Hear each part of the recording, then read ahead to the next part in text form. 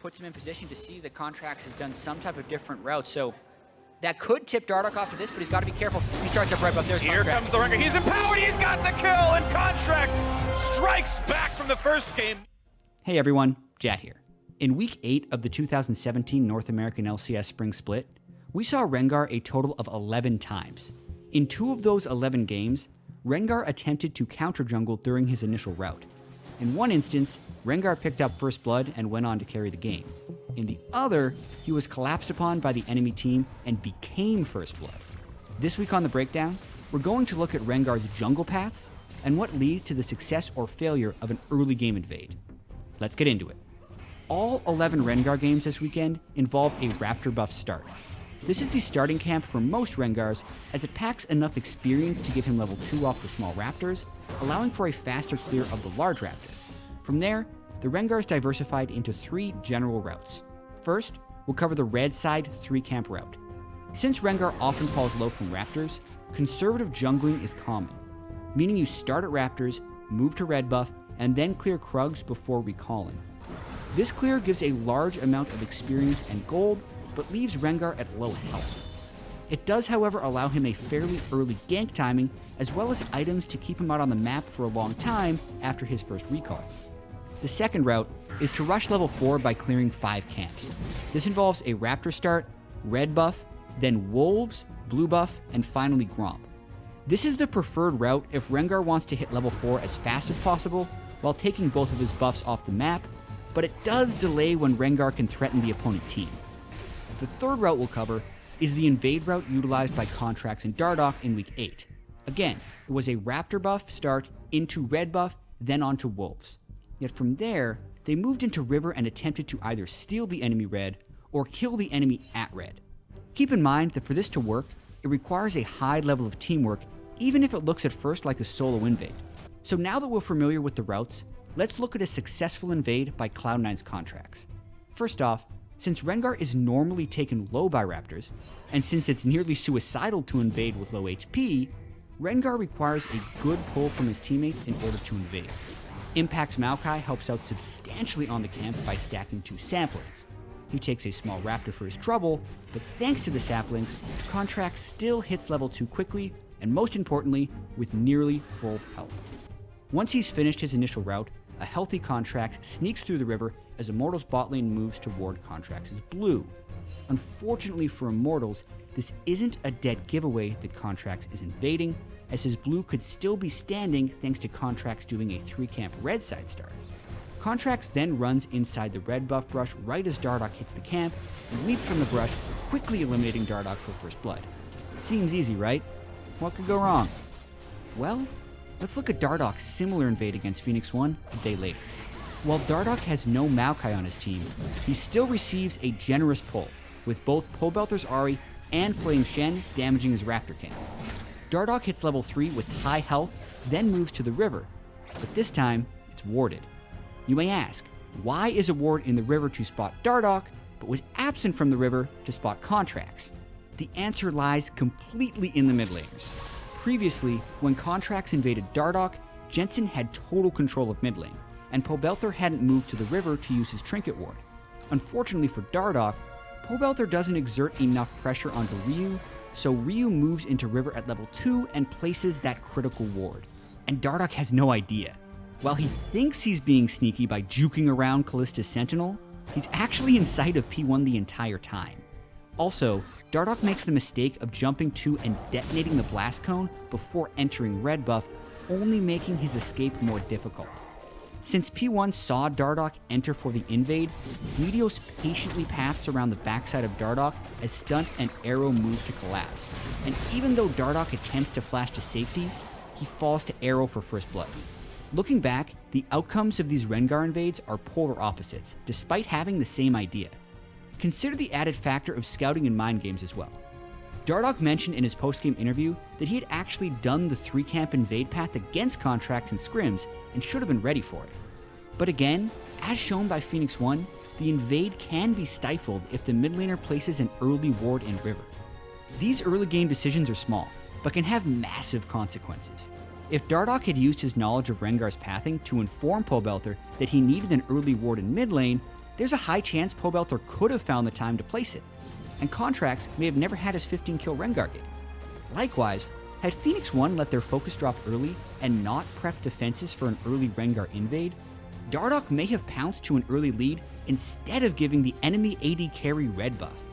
As we saw plenty of times this week, these type of high-risk, high-reward invades can leave a team struggling for early game energy or break a game wide open. It's really all in the details. Welcome back, everyone. We're setting up for the final game of the regular season with Team Envy battling against Counter Logic Gaming. Player of the game honors from Game 2, Jugo Tahuki. For me, it's kind of a tricky one to call, but did have a solid Orianna game. But it did feel like, in general, CLG were kind of doing this as a team and just using that superior late game macro and decision making. Yeah, and I think that he was a big part of how they stayed in the game for me, because you think about Darshan getting that first kill with his ultimate. It was Huhi was the one who was kind of getting that kill, and then Darshan's the one who ended up securing it with the ultimate. But Huhi's shockwaves were actually right on point. He was doing a really good job containing the pressure and not falling prey to a lot of the traps that Envy were trying to set up. So I think that he definitely deserves that honors there. Runner-up would have been Darshan with a little bit of a Gangplank performance, but it was a bit of a counter matchup. Yep, certainly looking good there. Overall, CLG's draft just felt a lot more solid on the red side, able to craft those lanes a little more, because really Envy, they win their lanes. Their jungler usually wins, especially if his lanes are able to be aggressive and push, and that's the formula that's worked for them in so many different games. Now back on the red side, we'll see if they can craft a similar looking team comp, because I felt like in game 1, they had the tools to do it. They had somewhat of a lead, but they could not convert. The lead just did not seem big enough for them. Yeah, they get to have the counter pick again, like you said, so Team Envy will have a little bit of a help there with the last pick. Could go for the Talon, but I think it gets banned away. Counter Logic Gaming, I think they have momentum here. Counter Logic Gaming, with a win, secure 4th for themselves. A great position to be in, because a 6 would put you in a position to be up against Phoenix 1. And so Team Envy, they're kind of just playing for experience, playing to not go anywhere in the standings, but just kind of send a message. So this is like some of the best practice they'll get right before the tournament. Make sure those hands are warm moving into promotion tournament in the upcoming week. Ziggs and Rumble, though, starting off the ban phase. There's an Italy ban from Counter Logic Gaming, so cleaning things up already. Camille and Rumble ban again from Envy. I imagine the Rengar will join again, because they have banned the same 3 champions every single game. CLG, a bit more leeway to be flexible here, although maybe Envy also wants to consider the likes of a Lulu. Counter Logic Gaming could go with the Caitlyn here, which they did before. Graves will be left up, so I don't think they have to really do anything with that, but okay. Gonna ban it away to Envy, go for Rengar again. Well, this means that Lulu, Rengar, both up. They'll take the other one that gets left up. And with that ban of the Graves, there really isn't a great answer or something to take when Rengar gets banned. So Counter Logic Gaming kind of pinching the jungle to secure themselves a first-round Lulu pick without a huge answer. Well, there's the Caitlyn over to Apollo this time around. Looks like Lyra, my early pick a jungler for himself, does go for Kha'Zix this game. So some of the jungle pool cut down for Xmithie, but I'm not sure he'll be too bothered by it. Did play a pretty good-looking Gragas last game, so has options here. Exactly. I think the Gragas is fine for him. I think it's a quite powerful jungle now. You get a first item that's an offensive item, so you can snowball. Then you transition into a little bit more tanky power, which I think also Lee Sin kind of falls into the same pattern, where you get Warrior first, you have a really good early game, can transition. I like the Shen pick here, but I feel like the Gangplank actually had a really good showing into it. Be surprised if Seraph doesn't take that in this top lane. Seraph also took Renekton in game 1. That's true. Like, I think regardless, Seraph's going to have a more aggressive pick here, which I think is what they want. Just a matter of what CLG pick for this next pick here. It looks like it will be that Lee Sin wanting to lock down the jungler. Going to consider it for a little while longer, but I think taking a jungler makes a lot of sense here. Just making sure you get a good pick for yourself. So Lee Sin is that final pick for CLG's first phase. And now Envy have the opportunity to take their support here before the pool gets pinched a little. So if they want the Malzahar, if they want the Zyra, they can go for it. Even a Nami wouldn't be bad. But I feel like there's enough things that you would be okay picking Gangplank here for your top laner. And then that allows you to counterpick both mid lane and the top lane. Yeah, I think in general you just take whatever top laner you want. I'll take Nautilus this time around.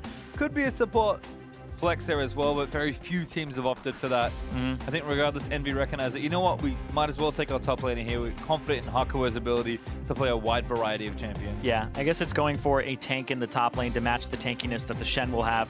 Since they don't have something like a jungle Gragas, that would transition into tank, you typically want your team composition to have a tank. So the way that Counterlogic Gaming were able to draft themselves a top laner that was damaged is because they had the Gragas. So now they're kind of pushed into that. They pick the Nautilus because the wave clear for themselves. You can see the Vladimir ban comes out, which I assume Envy will also ban the Aurelion Sol as their next ban. Well, I just wonder where Counterlogic Gaming are going as the Zyra ban. So starting to pick on the support pool here. Yeah, maybe Zyra Talon, unless you're picking something that you don't think Talon plays well into. Or you go for the Zyra Malzahar and you force them onto a Nami pick. But I think there's kind of more effect in going for the Talon ban here. Well, we'll see what the last plan is from CLG, because Envy stick to the plans all 3 games. They've banned the same 5 champions, I believe, this whole series long. See what CLG wants to do to adapt. There is the Malzahar, so support pool getting an additional pinch.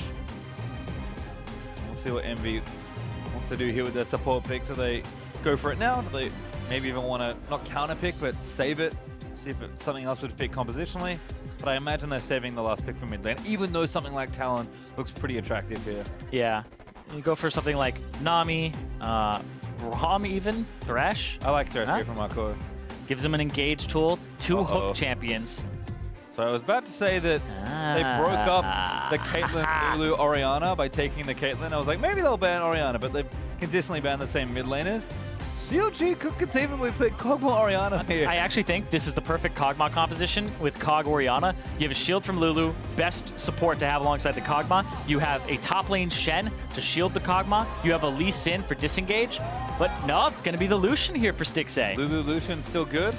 And if he does just want to go back to that blind pick Orianna that did earn him player of the game in the second game, then hey, why not? Might as well take it. It's relatively safe into what you expect out of Ninja, even if you think something like the Talon is coming. Yeah, it's a blind pick, so I feel like Orianna is just a really good blind pick champion. Okay, give him a little bit more pressure there, not have to be reliant on the team, but that's a split pusher. That's all right. A bit of a throwback from Huhi, but gonna go to Echo actually. I mean, Ahri is another mid laner we've seen blind picked relatively often.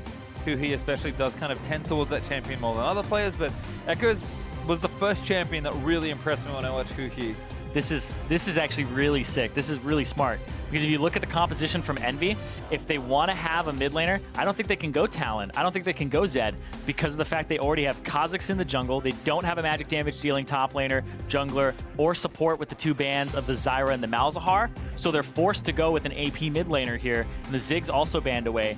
So to avoid an all physical damage composition, they have to go AP. Yep. And the Echo is the one that you're like, that's a strong split pusher for Envy style. He would take teleport. They would be able to do 1-3-1. That's actually very good by Counterlogic Gaming. Yeah, and there's Cassiope, the last pick for Envy. So a high damage team fighting mage for Ninja.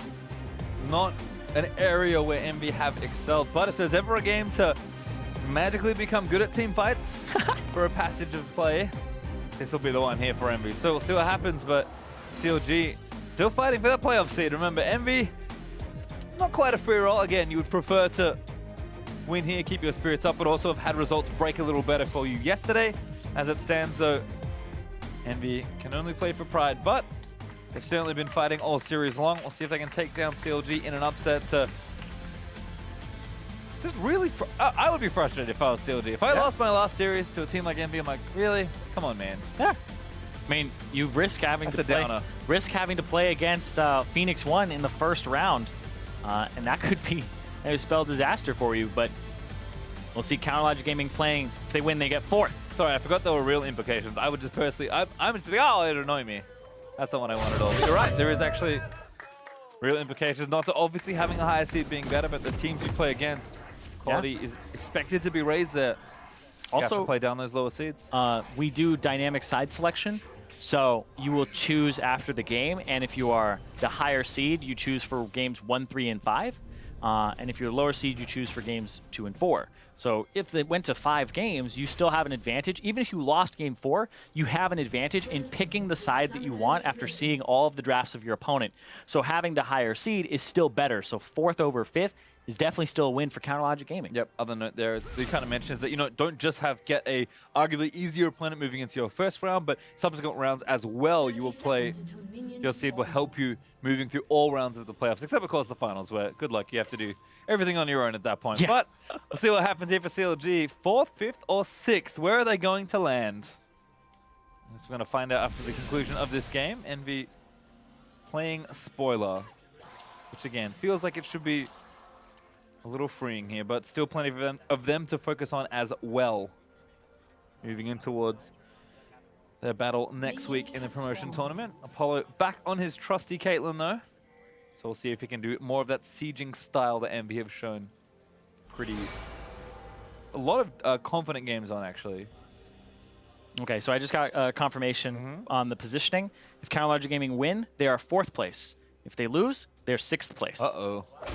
So it does matter, because in that first round, they're either playing against Phoenix 1, or if they bump down, I believe, or if they win, they will end up playing against either Dignitas or FlyQuest, depending on who is in that 5th. I believe it is, I believe it would be FlyQuest.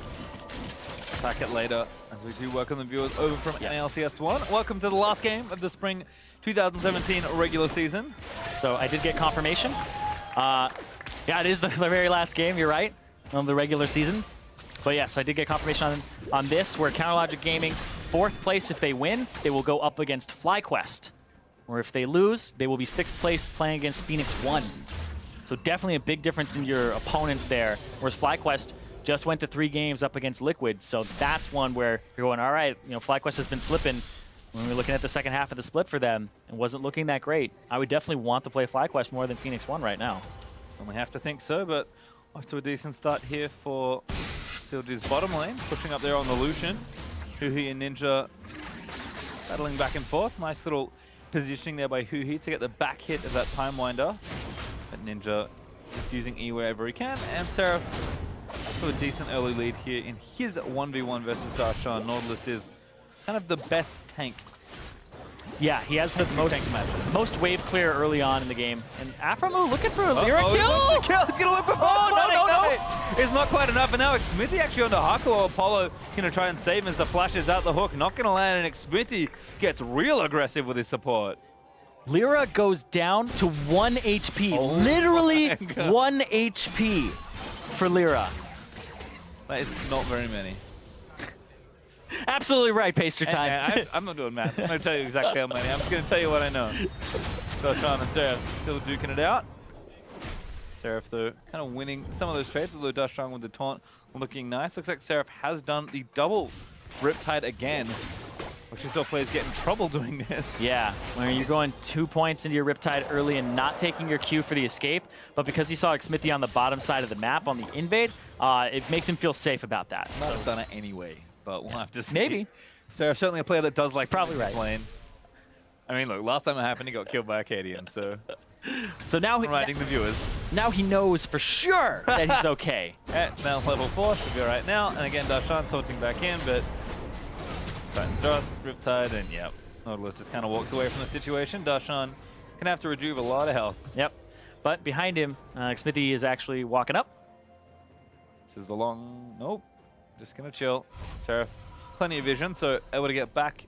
Likely gonna just teleport back to the lane, and things should be okay from there. Lyra behind an XP though. Xmithie's early aggression, I kind of missed exactly how that jungle parting started, but we've seen Afro roam a lot to this blue buff and get punished for it. This time he had his jungler with him, and CLG hugely punished Envy. They didn't get a kill, but they picked up quite a lot of advantages.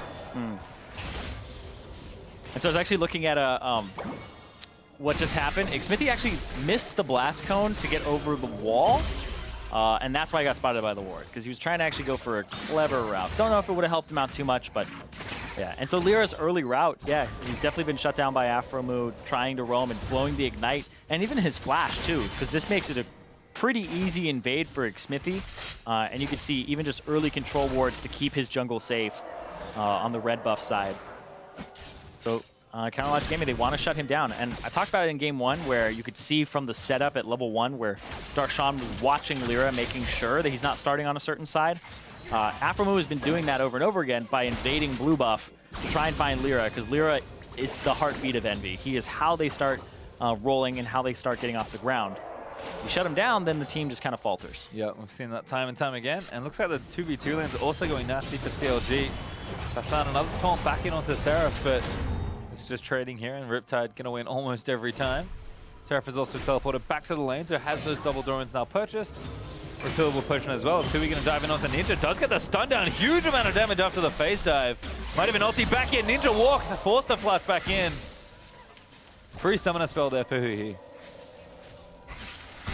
Everyone always forgets. I know. Yeah, they do. I'm loving this this Echo as well. I think Echo is a little bit underplayed because the teleport just gives you free laning phase to continue to keep. Even if you're behind, you just continue to be up in items. And even if you take bad backs, you're good to go. But then you get to split push, and you get to usually beat most mages. Speaking of beating people up, Darshan's level 6, but that's not going to matter too much here apart from some stats, because Darshan is trying to solo kill a tank. This could be first blood here as Seraph does have his flash at Smithy. Looking for something else. The Seraph burns his flash. Darshan chases in. He's got and he's going to go taunt all the way and to the flash. side. There's some taunt. He's going to get a first blood. Goes to Darshan. solo kill in the top lane, runs him all the way down the lane. Seraph doesn't have flash now. He doesn't have teleport, and Darshan off to a great start. That Spectre's cow for Darshan. Bought a little more time. Took the punishment when Seraph TP'd back to lane. And was just able to cleanly 1v1 Seraph. When Seraph refills that potion, fires a Nomadic Mantle as a control word, he's like, yep, alright. Yep. It's not going very well now. Definitely That's a bad sign when your top lane tank dies solo. Yeah, he was definitely hoping for a different outcome, but look at that. Doesn't even care about the minions. Able to stay right next to him. Nautilus incredibly slow. Shen also very slow, but we'll just chase him down. Has the taunt coming up now and the flash. You can see goes for the flash into the taunt so that he doesn't lose any units of his dash. Because a lot of people will do it the other way where you taunt flash. Just flash taunt. Smithy also down towards the bottom lane. No kick available for Lee Sin, but Here comes Huhi and Darshan. yeah, this is really nice tower dive.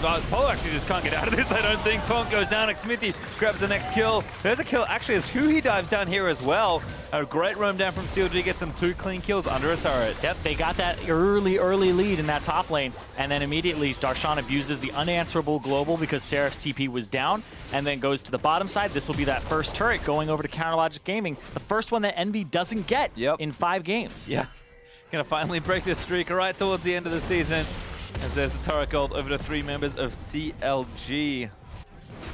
Big burst of gold already. You can see CLG at 2,000 gold ahead, and for me, a lot of this difference is just in Stixxay and Aphromoo. Such a way more aggressive bottom lane. They're using their advantages, and they were pushing in consistently down to a lane that otherwise in this series they were actually losing quite a bit. Yeah, also a little bit of the fact that it's a low range matchup in the bottom side for the supports, where there's 2 people that can kind of wail on the Caitlyn, and Caitlyn doesn't have anybody to empower her, no enchanter on the team, like a Janna, a Nami, anything like that. So the Thresh has to kind of look for all-in opportunities, which is interesting because early on, Lyra got the flash and ignite out of Aphromoo, so you would kind of expect the pressure to be in the hands of Envy. If they do land a hook on somebody like Aphromoo, they could go all in, but it looks like it just never had that opportunity. Yeah, Ninja though does have a good CS lead here in the mid lane. Who his roams got him a kill, so that gold is likely pretty even, but early mana items done there for Ninja, so Cassio is healthily on the way to his first initial spikes of power. Envy though trying to set a trap here for CLG, or maybe even going for a mid lane gank. Yeah, they're going to be spotted out here, though, and they're going to see what exactly is going on as Envy put 3 people in this bush. Oh, Lyra. too far forward. Lantern going to leap over it instead, but should still be safe here. CLG probably indicates to them that they can go for some sort of invade here. Stixxay pushing up the bottom lane right now. Aphromoo going to clear out this control ward, and Envy really tightly packed together, just trying to defend parts of their jungle. CLG are already starting to exert their influence pretty heavily on Envy's side of the map. And just shove in, make sure that you're contesting the second blue buff here. Would be a big win for them. Yeah, it's leashing back and forth, only 2 more. And then it resets. There it goes. It's mad. Off it goes. Aphromoo going to get knocked There's up by the TP Seraph. flank. TP back in for it. Aphromoo doesn't have his ultimate. He's only level 5. Seraph able to get a kill for Envy. Darshan though busy proxying the wave, so what's it going to cost them all? Stixxay gets that counter, going to turn him back in onto Apollo. The culling is down. Going to try and get a kill, but he's shut down as Ninja gets his first kill. I don't know what was going on there. Stixxay just kind of wants to kill Apollo. No summoner spells blown from Stixxay. He just ends up in the same bush as him, kind of the wrong part of town. Speaking of wrong part of town, Huhi. Wants to do something here, ulti. How bold is he feeling? Pretty bold. Oh, misses Ninja for the Hakuho. damage. Now Hakuho lining up for the hook. Huhi just steps out of the way. Lantern, no, it's a little can't get him. short. Hakuho Hasn't been rushing up on the Thresh, and now Xmithie making pay for it. Who he actually gets the kill? Ninja might even go down as well. This is a chaotic game. And You're stun. gonna dive back in onto Huhi. Good stun, but Darshan's here. There's the taunt landing in. Xmithie falls back in for the execute damage as Darshan goes down. Apollo trades him back onto Echo as now Ninja caught out on the other side is forced to flash away. We're gonna chase down Xmithie and he gets him. Apollo, they're gonna go down. another the shot! Afro move. Wildberg's gonna save Darshan. 10 kills, 11 minutes. Welcome to the last game of the season. And they all pretty much happened right there. It was 3-0 before this all started, I believe. And it just goes back and forth over and over. Aframu thought about another one, but Ninja, I think a little too strong there. Seraph, though, trying to trade turrets at least. Yeah, he'll actually get this turret. TP from Darshan will have to be used. And yeah, he's not going to get it now. Darshan able to take down the minions. Has a pretty early Tiamat, so that's not too hard. But let's watch this fun exchange again. Yeah, the lantern arm from Hakuho. No, gotta do some more curls. I'm just saying. This it's almost there. Stick out your claws. You can touch it. But couldn't ultimately. Huhi turn around with the stun and then the taunt, and then they just kind of stay in. Huhi doesn't really need to stick around there, but Apollo may have picked him up anyway. And then, oh, the blocked headshot there from Apollo. Yeah, the Spirit's Refuge was still on for just that extra little bit. And that made that headshot from the 90 caliber net actually just completely moot. Well, 1,000 gold, excuse me, up for CLG.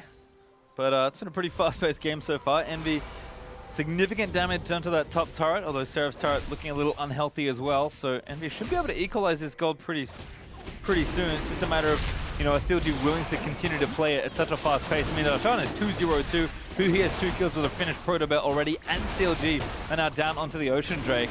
I mean, CLG are saying, you know what, Envy, if you want to play fast and loose, we're happy to play with you, but over the series, CLG just looking that much sharper this time.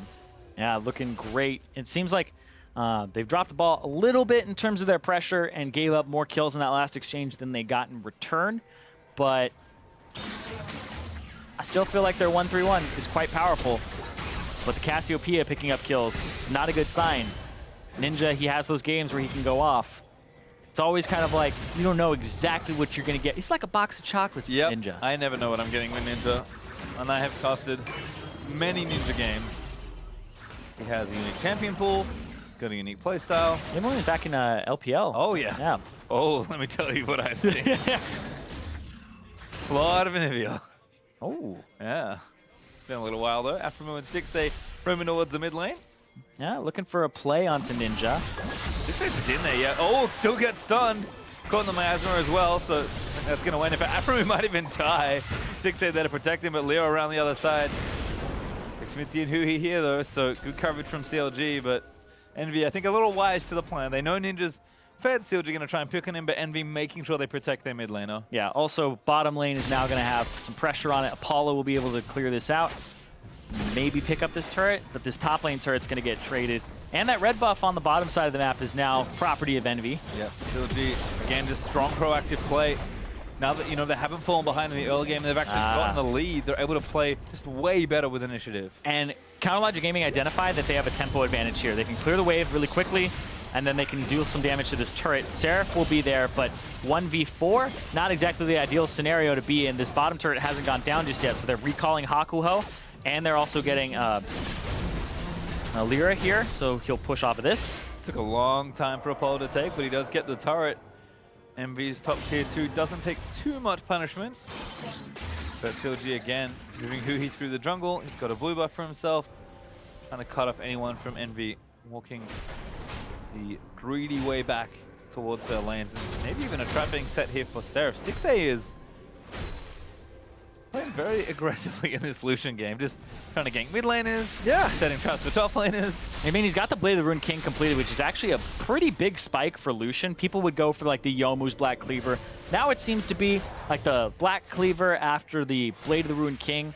And the fact that his passive will also apply on hit effects, so you get 2 Blade of the Ruined King hits every time you're using the Light Slinger passive. He's being quite aggressive with it. And even if he messes up, if he doesn't die, he can still just lifesteal back up. It's kind of like 80 carries haven't felt this way since Bloodthirster was a rush. Yeah, and that's, I think, a lot of what Blade of the Ruined King currently feels like to me. Thankfully not as strong as that item was in its heyday, but Stixxay certainly playing well with it as a result. Envy still finding themselves behind. Gold's kind of teetering back between 1,500 and 2,000 gold up for CLG. But if they can keep growing this lead, we know Envy struggle when they don't have a really substantial lead. Yeah, when they have a lead, they still struggle. When they don't have a substantial lead, it's still not the brightest of times for them. And Darshan, I like how he's gone for the Titanic Hydra first before completing pretty much any armor item. He's building solely for the lane in the split push. It's just Darshan style. And he's got actually a hefty amount of damage behind him. He clears these minion waves very quickly. He's a monolith champion, so he eventually will run Seraph a little bit dry if it's a continued back and forth. Pressure continues here. Some final pick up for grabs in a number of minutes. Lyra is going to get queued on by Xmithie, but he does collect the Scuttle Crab for himself. Xmithie's played really nicely in the early parts of this game, just been consistently pressuring Envy with his Lee Sin. That's what you need as Oh, well. Ninja trying something polymorph in. There's a kick back in. Great flash kick from Xmithie. Stixxay collects the prize, and CLG get a clean kill mid. That was really well done there. Ninja doesn't even get a chance to ulti. That's a great kickback from Xmithie, as well as the combo from Aphromoo and Stixxay to follow up. And you can see Stixxay really weaving a lot of these auto attacks in. And we talked about how there was that tempo advantage on the top side of the map. Well, that it's like some turret damage where like it's not going to amount to much, but it actually amounts to more pressure for Huhi in this top side. He's got the teleport, and now he gets to pressure the top side of the map, gets to place wards, clear wards, and then he can show up to skirmishes like this. But also, he's going to go fight Lyra right now. Might kill him. Actually, I think maybe will if he goes straight in for the dive. He's got his ultimate, so safe to try and get aggressive under the turret. Yeah, this is crazy though, because now Huhi's in a great spot to get damage on this turret. They're dealing damage to the middle turret here. Counterlogic Gaming feel great in these sieges. They'll back up, then they'll reset and wait. And Huhi gotta wait for Lyra. Be caught again, but actually Huhi and Ninja are going to tussle. Ults back in for a bit of extra damage. Here comes Shen. Darshan going to still move in as Hui's Merc Treads wear it off. There's a great flash on. Flash over the wall with the phase dive, and Darshan on a killing spree. And now they'll get this top turret right afterwards. And this middle turret is so low as well. Counterlogic Gaming are playing the 1-3-1 beautifully. That's how you're supposed to do it. Yeah, and just using the consistent pressure. At some point, Envy just cracked. And the Infernal Drake is up soon. It's in 30 seconds. As soon as Envy gets routed like this, here comes the teleport. And Huhi has TP, and he's still on the turret. Darshan looking for someone else. Doesn't quite turn onto Hakuo, but Xmithie kicks Lyra back over the wall and isolates Apollo. Good hook. Could protect his AD carry, but Hakuo may go down as a result. Resonating Strike missing in, but now Apollo's going to get cold. Stixxay. He's right in his face between two turrets, and the top turret's about to go down too. Okay. CLG. What was I saying? This is how you do the 1-3-1. This is a very rapid-fire 1-3-1 style, excuse me. Oh, this is just chaos. And they're going to get this mid turret as well. Counterlogic Gaming just robbed Envy blind. I think they're just kind of sick of losing the early game. That's what it feels like, because this is an early game from CLG. Enough of this crap, let's go! And then they start busting out the Stixxay Lucian, and he's going off. I mean, the guy was sick the other day. Mercy substitution where they have to lose a ban. They weren't even sure they were going to get to play with him today. Yeah, and Stixxay, again, had some rough-looking games. Kind of warmed up now by game 3, though. And it looks like it's time to unleash the Lucian. 2 Drakes for CLG. The kill lead and 5 turrets to 1 with top inhibitor. A gaping hole in Envy's defenses. And with the fact that Huhi still has the teleport, it gives them just a way to swap him into the side lane. He's almost got that Lich Bane completed. Completed items, just looking at the Black Cleaver, Blade of the Ruined King for Stixxay. That's the combo right there. You can pretty much go whatever you want after that. You can go another attack speed item. You can go for, I mean, even a crit item if you want. I've seen a lot of different builds here diverge from that, but that's your core. And that means that Stixxay, with his 30 CS lead, and his few kills and assists, is primed to take over this game with the rest of CLG.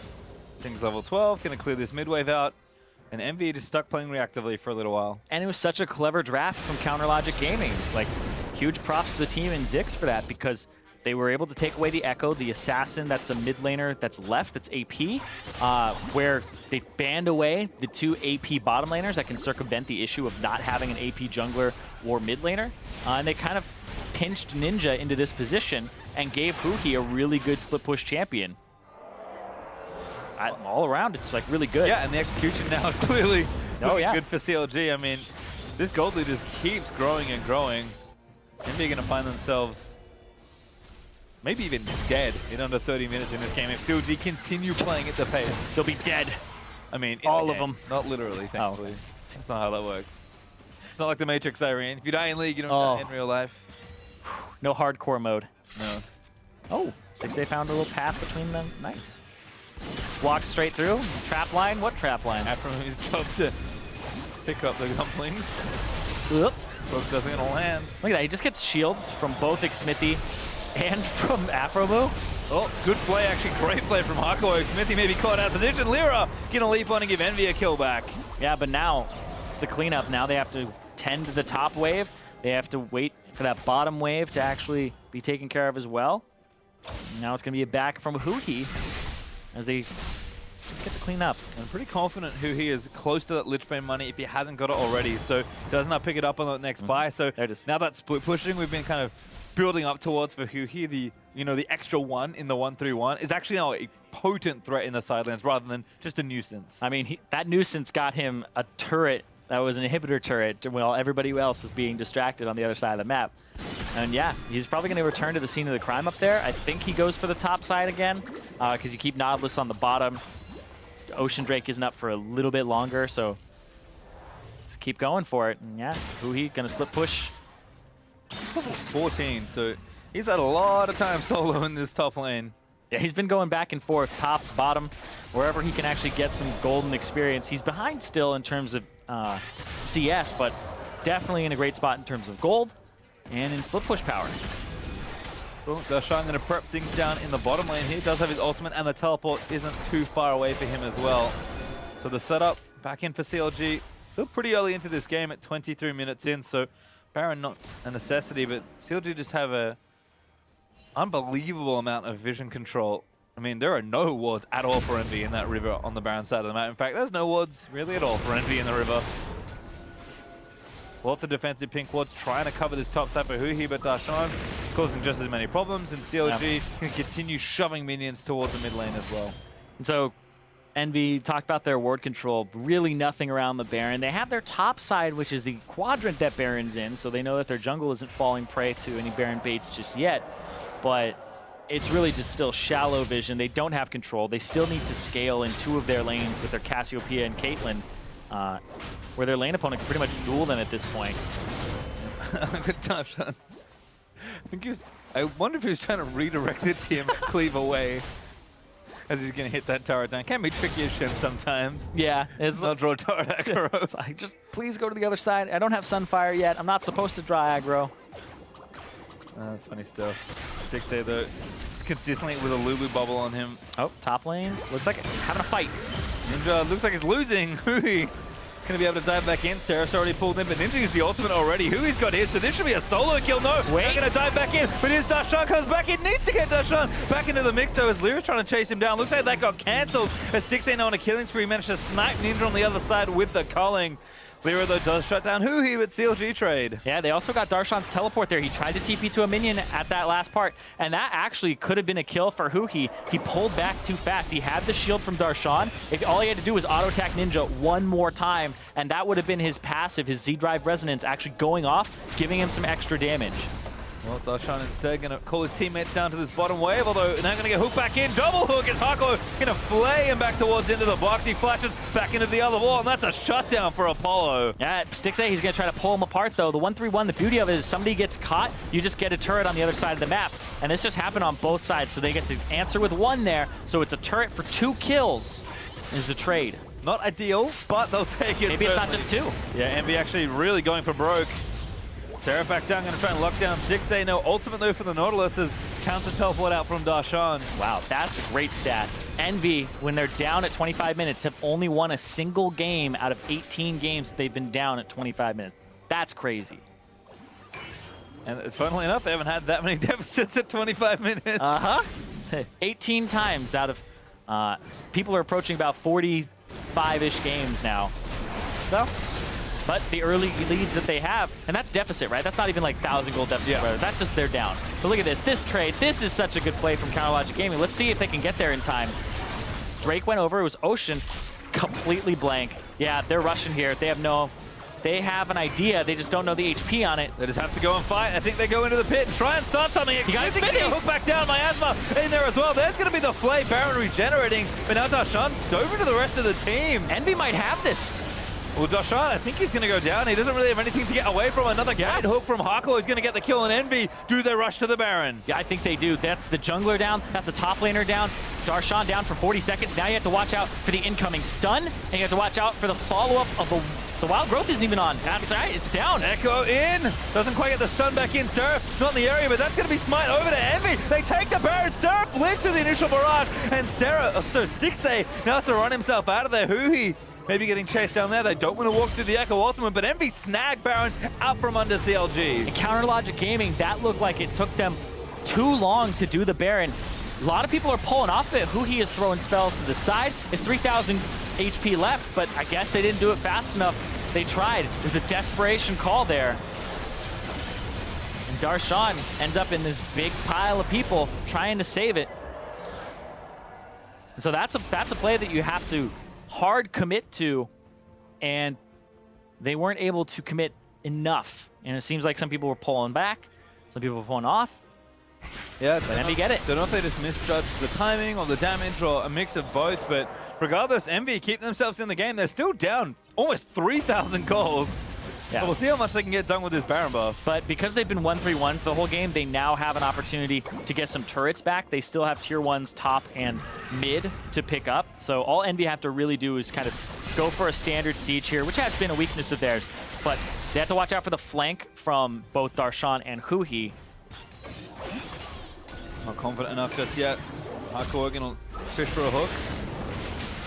We'll get the ward though in the brush. So Afremu trades for the control ward Envy just put down. Again, some sweeping happening as Lyra has to get out from under Xmithy. Play back into the box. Hook down onto Xmithy. They need to get him down quickly, but Huhi diving into the backline onto Ninja. Ninja Seraph stuff. He's going to try and live through the rest of it. Apollo still fighting out of Stixxay straight to the front lines, and Seraph flash rolls forward, knocks down Stixxay. Stixxay goes down to Apollo. And now Envy, they're going to pick up another kill here on Darshan. He's going to go over to Ninja. Darshan, oh, he gets it. He's able to take the kill down. Lyra back over the wall as Darshan might get out safely. Oh, the honey fruit. But there's the flash Q honey fruit. Not enough, Cyrene.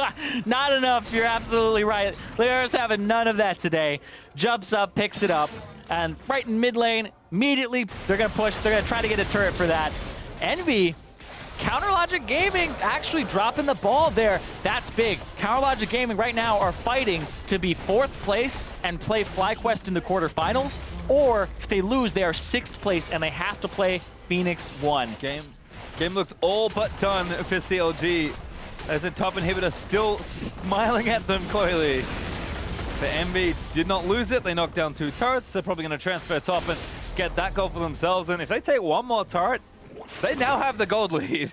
Yeah, and that's that top turret they're looking for right now. It's dead. I mean, damage was already done from earlier, so Envy are going to push ahead in gold. Baron buff up for 45 more seconds. Maybe they can push for one more siege, but they're going to go spend their money. They should be loaded. Oh, yeah. I was talking about how Envy need to scale and wait for that. This, Smithy jumps in. He's 2 levels down over his lane opponent or his jungle opponent. But right here, they get separated off of that box. They can't run straight to the back line. Stixxay has to run forward. Huhi snaps back with an Ignite, so he doesn't get as much HP on him as he would like. But then Stixxay gets caught up, and that was a really well-played back line kite back from Envy. Ninja with the Seraph's Embrace, making sure that he stays alive, and then the flash and the pickup there, making sure he doesn't pick up enough of those honey fruits to really turn it around. Lyra, sorry, claiming dominion over the honey fruit. That was a mine, Darshan. Takes him out there on the back end. Baron buff now wears off from Envy, but pretty much back to even. 500 gold still up for CLG, but that is not a difference. Even the kills straight back to dead even as Envy punished CLG for their misstep around Baron. Yeah, thought it was a really good play. I even said it. It looked like it was going to be a good one to trade that for the Ocean Drake, but the damage seemed to be just miscalculated, and they didn't go for a turn, but ends up maybe costing them. Ah, there you go. They're not taking those bush baits anymore. They're like, Counter Logic Gaming, that's a dead giveaway. Well, looks like the 1-3-1 still here for CLG. Baron buff being dropped means that his pressure is kind of back to where he wants it to be. Remember that top lane inhibitor is still a big threat Ocean Drake up in a minute, so Huhi's going to try to push the wave up. If he can kill Ninja in a one-on-one, being level 16 to 15, could happen. It's the Assassin Echo with the Zonias, so he has some tools to avoid Ninja's ultimate. Yeah, it looks like Ninja actually does have the Ceres, but also now building a GA, so pretty cognizant of the fact that he does need to be living through a lot of these team fights and stick around to do the majority of the damage. Apollo is also getting there as well, so the late game team fighting, at least on the damage end, looks pretty good for Envy. Hard to speak of their execution just yet, but kind of see how the rest of the game falls out. In the meantime, though, CLG, 20 seconds left to this Ocean Drake and have a pretty firm position on the objective. Yeah, the top lane push is going to allow them to continue to set up around this Drake. You can see just the vision difference on the minimap. There's nothing in this area for Envy. They had the Baron and they had all that, but they had to tend to the top lane. They have to make sure their inhibitor doesn't go down, and they have to look at those side waves, whereas the main core from Counter Logic Gaming with Xmithie, who's got wards from his Tracker's Knife and all the wards from Aphromoo, they just get to take over the area. And now this is a face check in here. TP's up for both Echo and Nautilus, so Feel like fancy a fight here. Feel like if the Nautilus gets into the fight, it's not as big as if the Echo does. Echo TP flank, Yep. a little early there too. TP straight in front, Drake goes over to Envy, and now Darshan in the backline, but who are you going to try and turn this back around? Redemption is going to go down, and barely going to save Darshan, maybe, but Xmithie leaps back in and kicks Ninja out, but Envy actually winning the front end of this fight. Hui gets hooked back in and has to go immediately out, but Seraph grabs him and forcing the zombies. Now Xmithie is going to get flayed back and killed. Lyra on a rampage, is going to chase down the rest of them. Envy fighting CLG, 5v5. Stixxay grabbed up, he's trying to cut it out, but a great hook from Hakuo seals his death. And here comes the ace in the hole. Oh, bolted up, caster minion. No, he's going to shield himself. Ninja straight in, wants Hui is going to take him down. Envy just running over CLG in these fights. An ace. That's the ace. That's a clean ace as well. Nobody dies on Envy's side. Envy now have the gold lead. They got the Drake, and that's 35 seconds on the next Baron. Insane to think that Envy just challenged CLG in this fight. And this 10th place team, they have these moments where they get back into it off the mistakes. They will punish you so hard. The TP flank from Echo, he's not able to find a good entry point.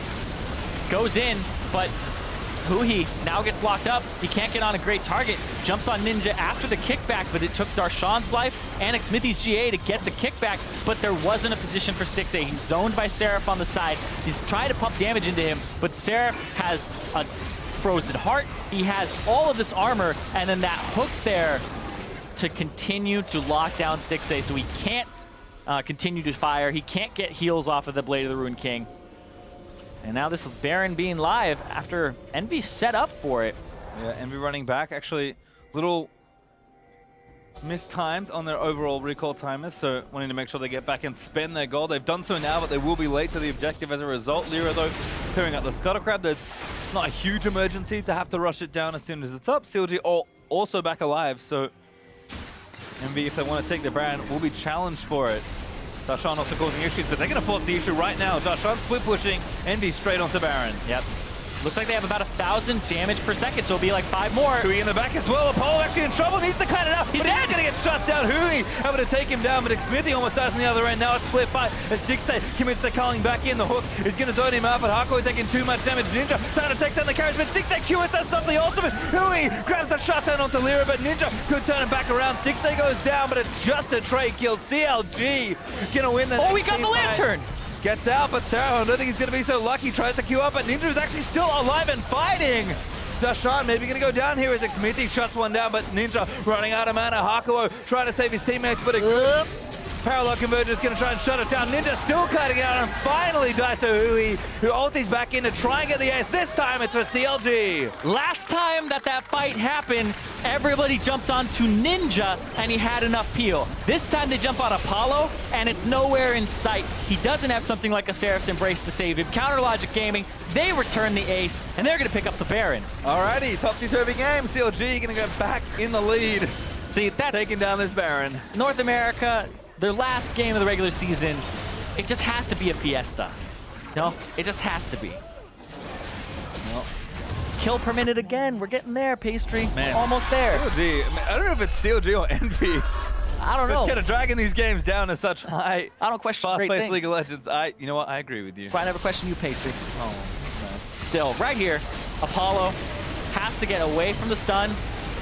does, but it's still Darshan and Huhi with the ultimate on him. And now he just gets to kite around. And you can see Ninja now isn't playing towards his front line of Seraph because he's just zoning off Stixxay. He doesn't want this fight to completely collapse, but it just ends up being a high damage assassin with Huhi and Darshan both on Seraph and on Lyra, and enough to just take them out without Huhi really having to use his ultimate there until the very end. Right here, Ninja's just kind of run a little bit low on mana and doesn't really have enough damage to kill Darshan. But that Lantern, feel like maybe going off to the left side is a better idea than taking the Lantern there, because Darshan wasn't running towards help. That doesn't matter. That would have been a really rough fight to clean up. Yep, this time it's a 5-0 in favor of CLG, and I'll play with Baron Buff for 2.5 minutes and see what they can get done as far as sieging is concerned. Envy still Ugh. 4 turrets to 6. Yeah. And that's actually impressive that Apollo still did 1,300 damage in that short time that he was alive. He's the first one dead. He's the first casualty. He's gone at the beginning. Imagine how much damage he would have done if he had a good spot to sit in that fight and appropriate protection. Yeah, Darshan and Huhi did the right thing there. It's so difficult for Caitlyn to get away from Echo plus Shen. CLG committed what they needed to dive that backline. And that's the right team fight. That's exactly what you want. The 1-3-1 when you collapse. The reason that Echo is also a really good one is he has multiple ways to find good angles. One of them is teleport, but also just getting over the wall. And then he has the Shen on top of him.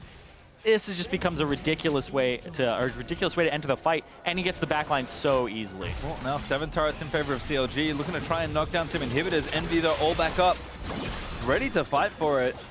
Looks like Smithy goes back. He's going to reset a little bit. Buy some wards up as Elder Dragon's also up in 30 seconds, so a lot to consider here as far as total objectives go. Huhi, though, going to try and just shove down this inhibitor. If he's left alone with it, he should be able to take it here.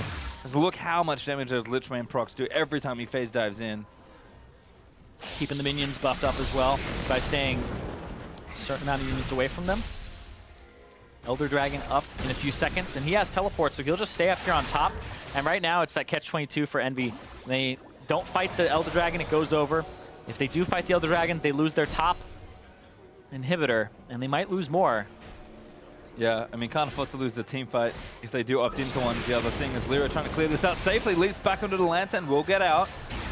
But Ninja actually getting 1v1 by Huhi. he's dead. Oh, he's going to miss the ultimate. Huhi jukes around it. Flash Order's going to get the kill, and now this inhib's falling as well. And Apollo is now going to have to wait here. This is going to be the Elder Dragon started up. Huhi again going to try and juke around, stuns one in, fills the ultimate ready, pops his donut. He's going to try and make it happen.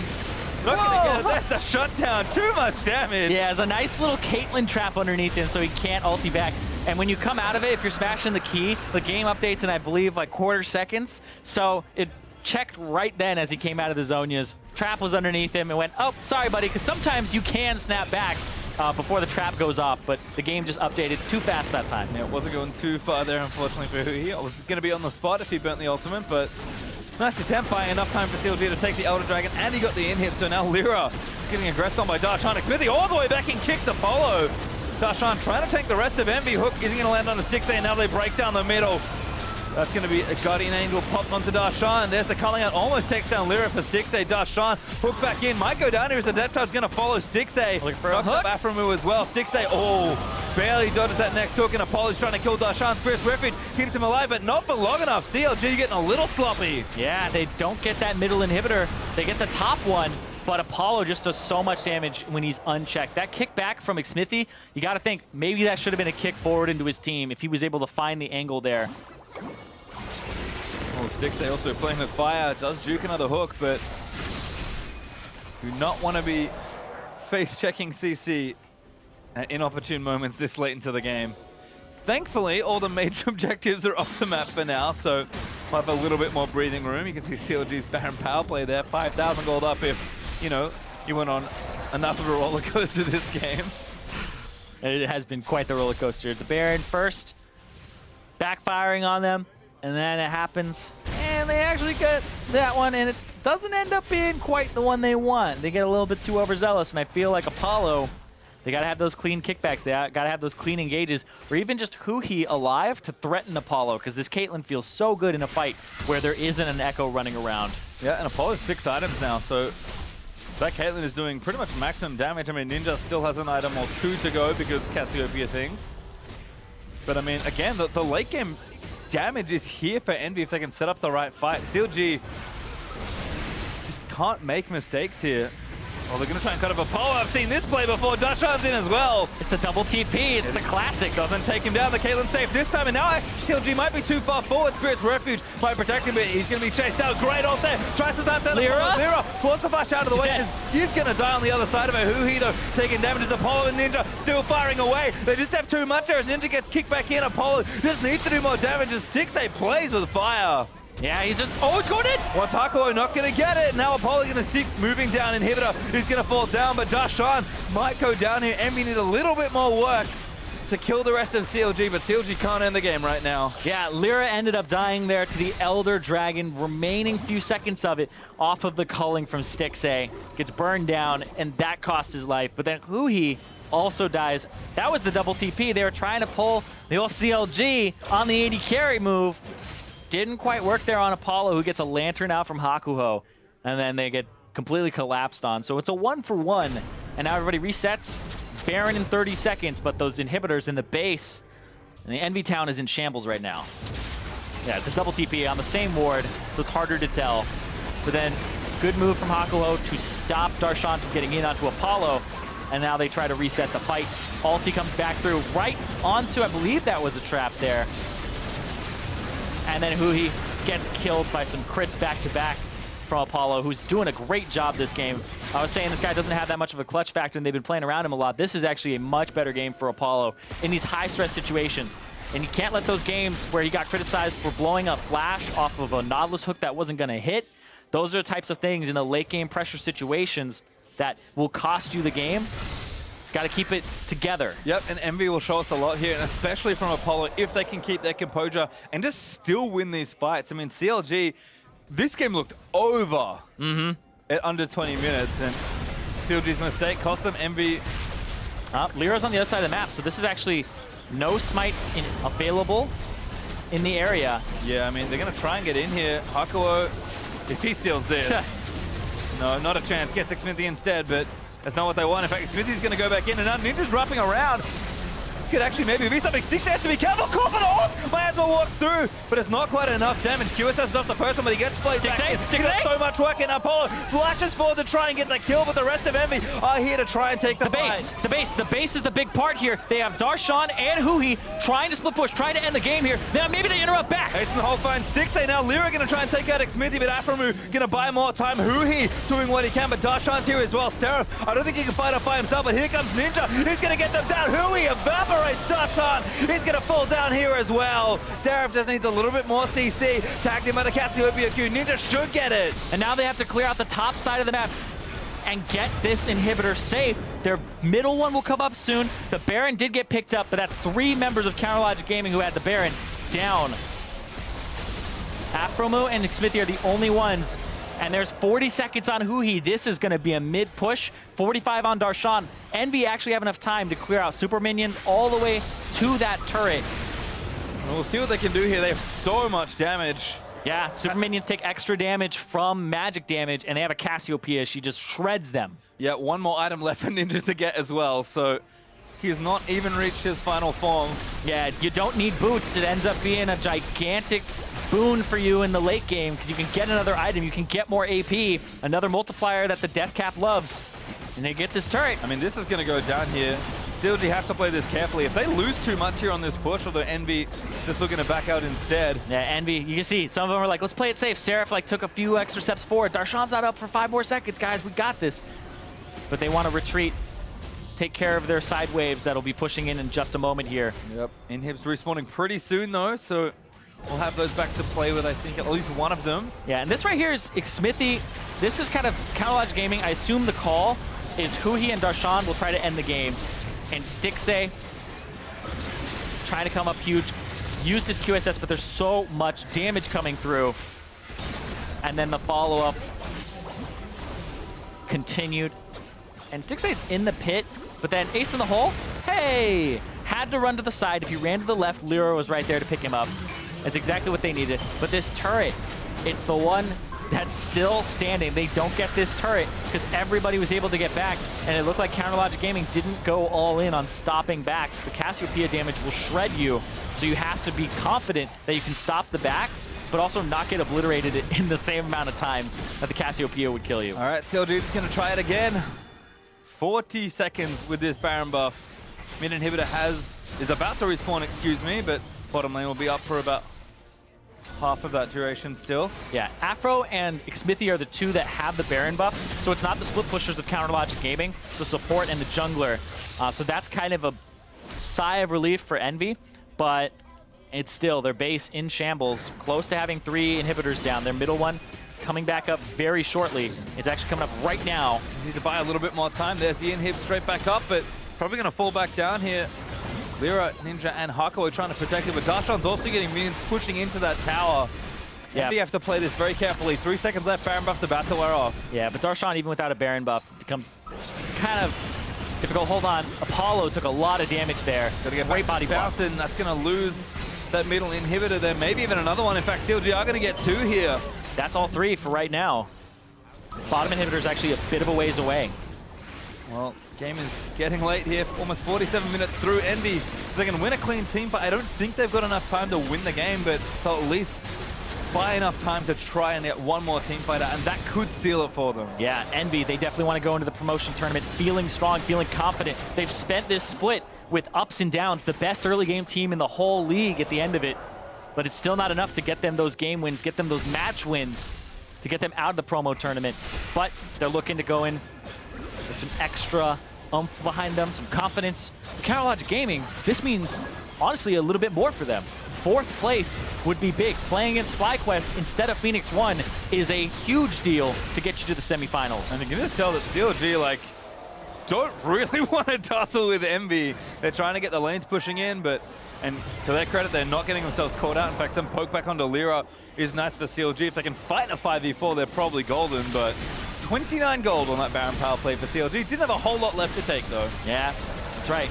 It's just back and forth, the struggle. That also does include the Baron gold, but remember, they lost almost everybody. They lost 3 people off of that, lost some GAs too. And I also want to talk about, because it means so much for Counter Logic Gaming, 4th versus 6th, your opponent being Phoenix 1 or FlyQuest, one much easier than the other right now, but also it's way better to have the easier opponent, not just because, you know, oh, people are like, oh, if you need to beat anybody to win, but at the end of the day, Worlds is the ultimate goal. You get more circuit points, more championship points if you can make the semifinals. Much higher probability of actually making it to Worlds as one of those seeds for North America. If we're looking ahead months. Yeah, I mean, look, seeding matters. That's the plain truth here for CLG, and losing means that they get 6. That is the worst possible playoff seed. And you're playing against one of those teams at the top, so it means bad news, and it means that you may play against TSM. Even if you win that match, you would be the 6th place seed, and because of dynamic seeding, you would be seeded to place TSM in the semifinals. Well, Elder Dragon goes over to CLG, but Envy, I think, have a pretty clear plan here. One of the nice things in this situation is you have a few options. So Envy can't pick the wrong plan here, because they're kind of just saying, you know what? We're just going to chill out. You have to win the game still, so we're going to make you end it. Well, if they get to the point where they start losing all their inhibitors again and the split push comes back, because summoner spells are back, teleports are back for Huhi, Darshan, they get to guide all of these minion waves in. But now everybody's sitting on 6 items, save for Hakuho. He's the only one. Still has that control ward to his name. He'll probably keep it as well. Ever the support player, always making sure he has vision ready for the team. Yep. Every time I see anyone from CLG getting chased down by Envy, it just feels like you have to wonder if they're too far forward. But again, setting themselves back up. Darshan in the top lane, Huhi bottom lane, the 1-3-1 set back up. Yeah, but Baron on the table, 5 seconds on that. Elder Dragon also ticking on CLG. I'll help them get this. It's about halfway done. It'll be halfway by the time they finish this Baron, and then they'll have everything they need. Literally, Counter Logic Gaming do not get any stronger than after they kill this Baron. It's the strongest they will ever be in this game.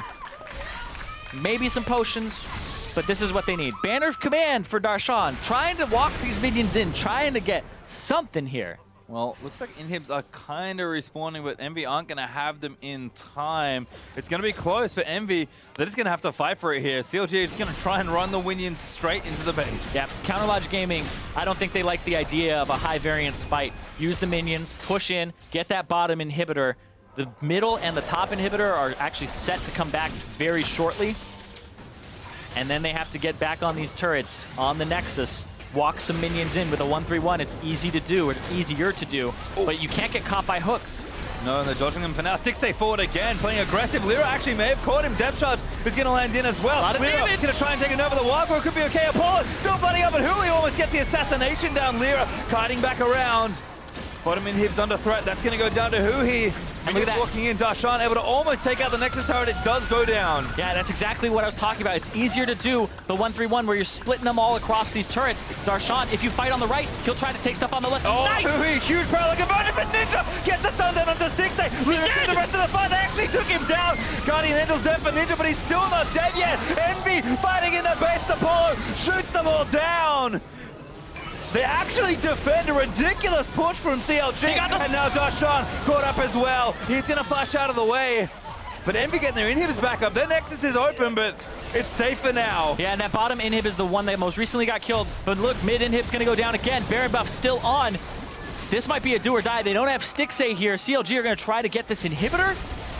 Maybe threaten. That's a TP from Darshan. He's going to try to split. He's going to try to get this bottom wave. Oh my god, what is he doing? It's 4v5. He's sneaking around. He's hoping that Ninja can't kill him before maybe he can take down the Nexus. CLG trying to split him thin, trying to pull Envy every corner of this map. But Apollo able to clear that last inhibitor out. Darshan cannot make it any further. A minute 20 left for this Baron buff. Stixxay will have about a minute of it. And even less as he has to make his way back towards the base. CLG not going to stick around. They'll go back and reset, and Envy will get one more shot. Yeah, there's no turrets left in the entire game for Envy. They have nothing, no structures to defend. It's just these Nexus and the top inhibitor. Well, you can see just how much work Ninja is doing there. I mean, CLG tried to split them up in that team fight, but Ninja held one side, Apollo held the other. I mean, it's a Cassiopeia. It's 6 items, no boots, 842 ability power. He does not get any stronger than that. He has this potion on him as well. And these E's are doing a massive amount of damage, about 500 each E on a 0.5 second cooldown.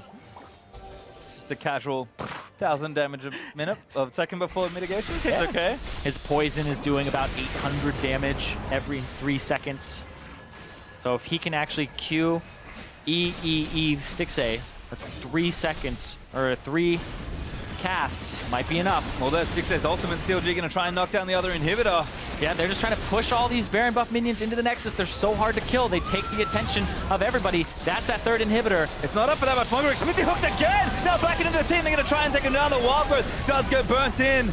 And now Lyra looking for the assassination, gets onto Darshan. Apollo going to shoot him as there's a hook out again. Stixxay still trying to find the way into the fight, but Ninja now finally going to rotate down. That was a GA popped. Gave him a trap too. Cian, if he can hit him. Darshan, I think he's going to go down here. Envy should be able to get a kill. He blocks what damage he can with the Spirit's Refuge, but he does die to Apollo. Now Hui going to get chased out of the way. He does have ultimate. He's going to run out of the base, but Envy still stands strong. I don't know if Envy ever get to leave their base. I feel like they have to clean ace for this game to end because they're so afraid of Hui backdooring and Stixxay! Stixxay tries to make a hero play, but it's going to come another shot. Crit almost enough. And Apollo flashes for it. Heroically takes down Stixxay. That's exactly what you want to see from Apollo, to get in there, have the flash forward. He took that moment. He didn't get nervous. He went for it. And that's the clutch player that you're looking for. Ninja's going to stay in the base. Hui, I think, is trying something fancy. I mean, he's right on a ward, so it would have to be super fancy, but he's pulling him to the left. These guys aren't on a ward. Hui might be the great He's the bait. for CLG. He's the bait.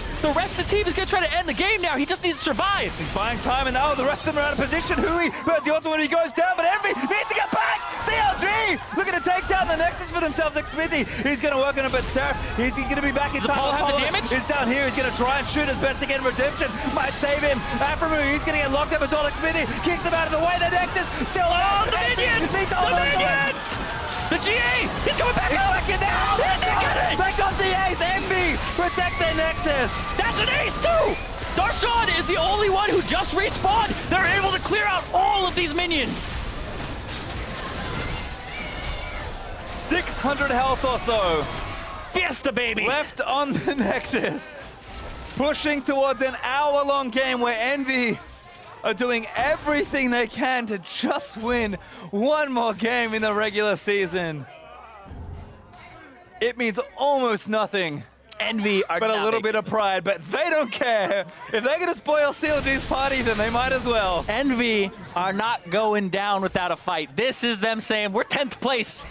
We don't have much to fight for here, but we're gonna make you work for it. You have to fight tooth and nail for that easier seed. You know what? You wanna get some practice?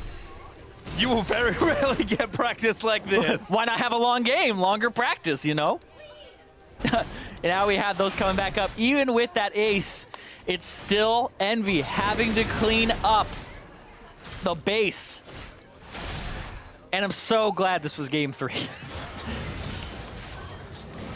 Alrighty.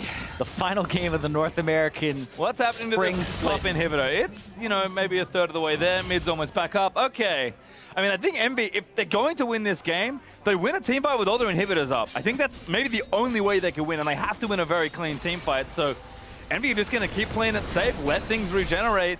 CLG might go back to the objectives because they don't feel confident winning a fight without them. They still lost the last fight they started. I mean, it's a ridiculously, I would say fed, but just, it's a ridiculous Cassiopeia at 6 items. The fact that she doesn't have to buy boots just means she gets even more ability power.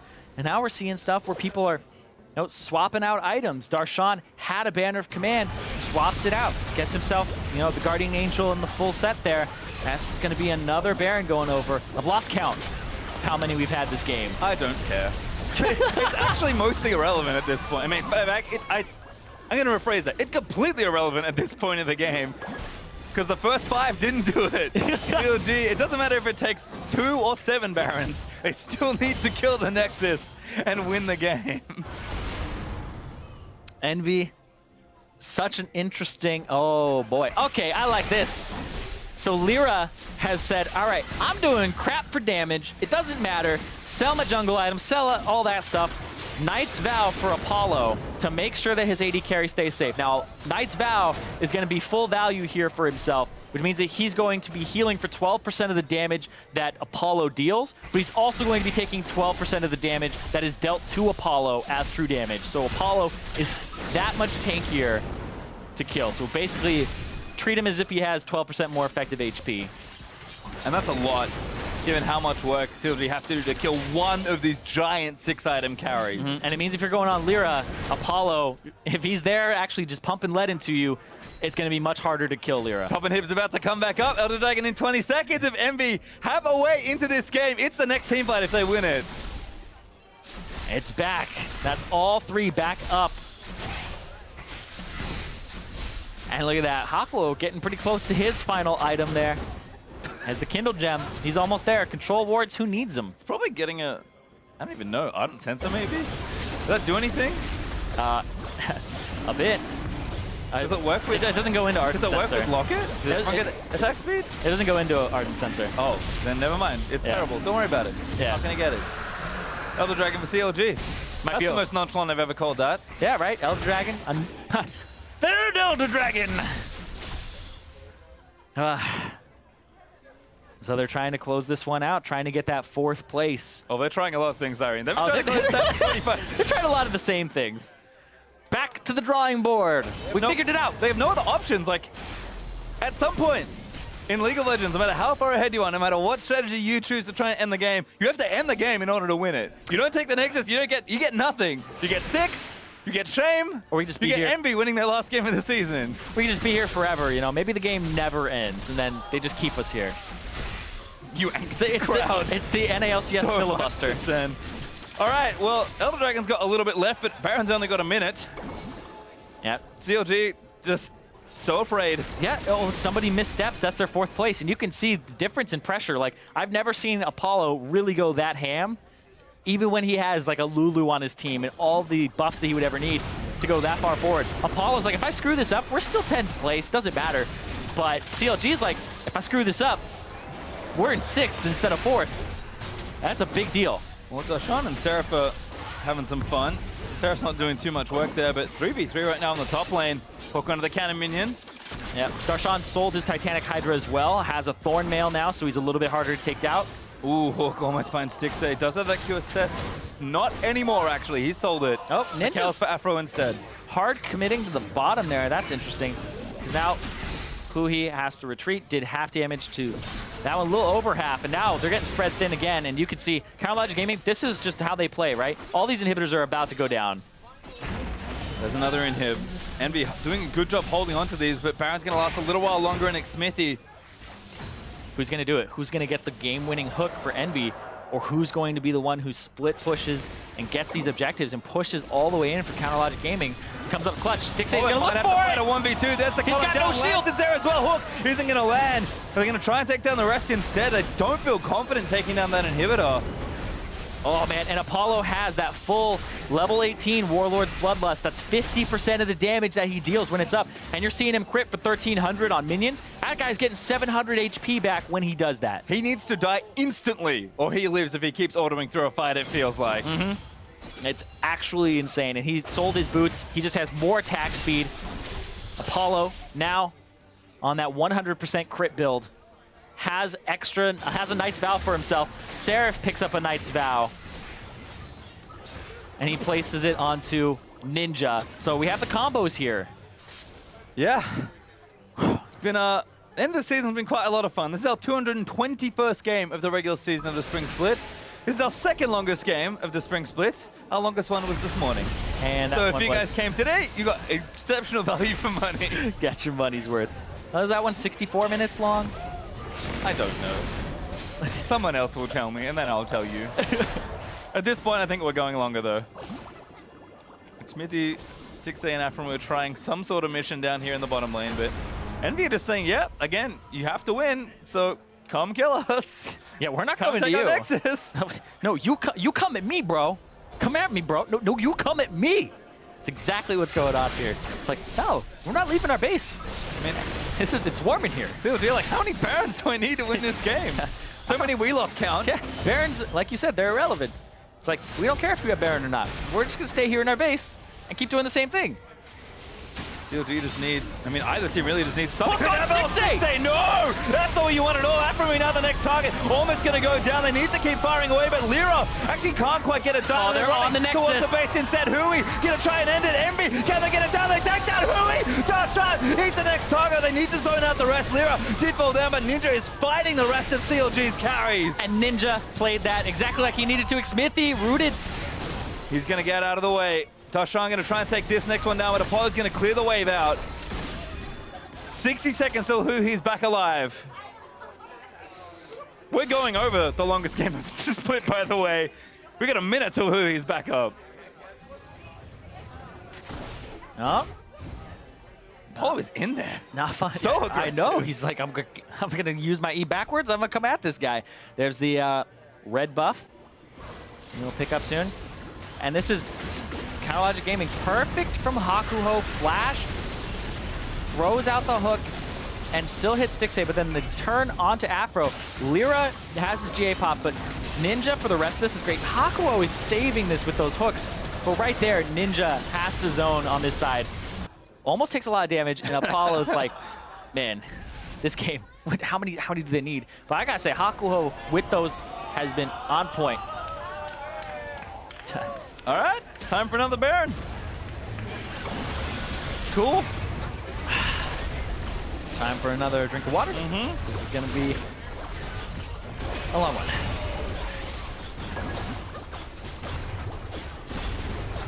Ladies and gentlemen, I have wonderful news.